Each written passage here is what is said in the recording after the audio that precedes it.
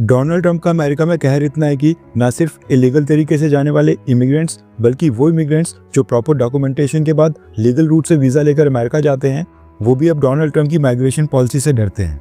इसलिए अब जब डोनाल्ड ट्रंप प्रेसिडेंट पद के चुनाव जीत गए हैं, अमेरिका में सभी तरह के इमिग्रेंट्स उनके बीच डर का माहौल है।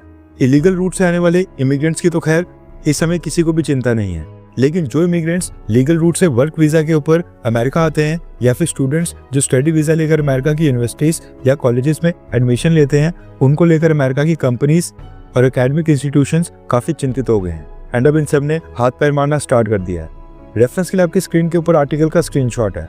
दरअसल अमेरिका में लगभग सभी यूनिवर्सिटीज़ में पहला सेमेस्टर स्टार्ट होता है अगस्त महीने में और एंड होता है दिसंबर महीने में, जिसके बाद मिड दिसंबर से लेकर मिड जनवरी यानी 3-4 हफ्ते की वहाँ पर विंटर वेकेशंस पड़ती हैं, यानी कि सर्दियों की छुट्टियाँ।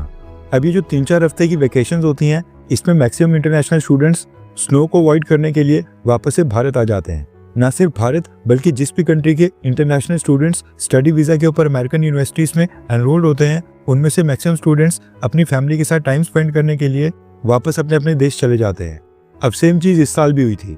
भारत, चाइना और कई कंट्रीज़ के स्टूडेंट्स वापस अपने देश चले गए थे। सेम इसी तरह से कई सारी कंपनीज में भी वहाँ पर न्यू ईयर के अराउंड काफ़ी छुट्टियाँ होती हैं, जिसकी वजह से इंटरनेशनल एम्प्लॉइज़ कई बार अपने अपने देश चले जाते हैं। अब ये चीज़ तो खैर हर साल होती थी, लेकिन इस साल डिफरेंस ये है कि डोनाल्ड ट्रंप वहाँ पर चुनाव जीत गए हैं और 20 जनवरी को प्रेसिडेंट पद की वो शपथ लेने वाले हैं। डोनाल्ड ट्रंप ने अपने कैंपेन में कहा था कि वो प्रेसिडेंट बनने के बाद कई सारे देशों के इंटरनेशनल स्टूडेंट्स और वर्कर्स को एंट्री नहीं देंगे। वो देश जहाँ से इमिग्रेशन सबसे ज़्यादा हो रही है वो उनके टारगेट के ऊपर होंगे। इसके अलावा वो देश जो अमेरिका विरोधी हैं और अमेरिका के खिलाफ जाते हैं या फिर मुस्लिम मेजॉरिटी रेडिकल देशों से आते हैं, जैसे कि Iran, Libya, Iraq, Sudan, Somalia, Syria, Yemen, इन सब देशों के फॉरेनर्स और स्टूडेंट्स को भी उनके प्रेसिडेंट बनने के बाद वीज़ा अप्रूवल नहीं दिया जाएगा। और ऐसा नहीं कि डोनाल्ड ट्रंप ये बस धमकी दे रहे हैं, पहले कार्यकाल में भी वो काफ़ी वीज़ा रिस्ट्रिक्शंस लगा चुके हैं, जिसकी वजह से इंटरनेशनल स्टूडेंट्स और वर्कर्स को काफ़ी डिफ़िकल्टीज़ का सामना करना पड़ा था और उस समय कई सारे फॉरेनर्स अमेरिका में वापस भी नहीं आ पाए थे। डोनाल्ड ट्रंप सेम चीज़ दोबारा से कर रहे हैं, इसलिए अमेरिका की सभी टॉप यूनिवर्सिटीज़ ने इंटरनेशनल स्टूडेंट्स को कांटेक्ट करके डोनाल्ड ट्रंप के शपथ ग्रहण समारोह यानी कि 20 जनवरी से पहले उनको अमेरिका वापस आने के लिए कह दिया है।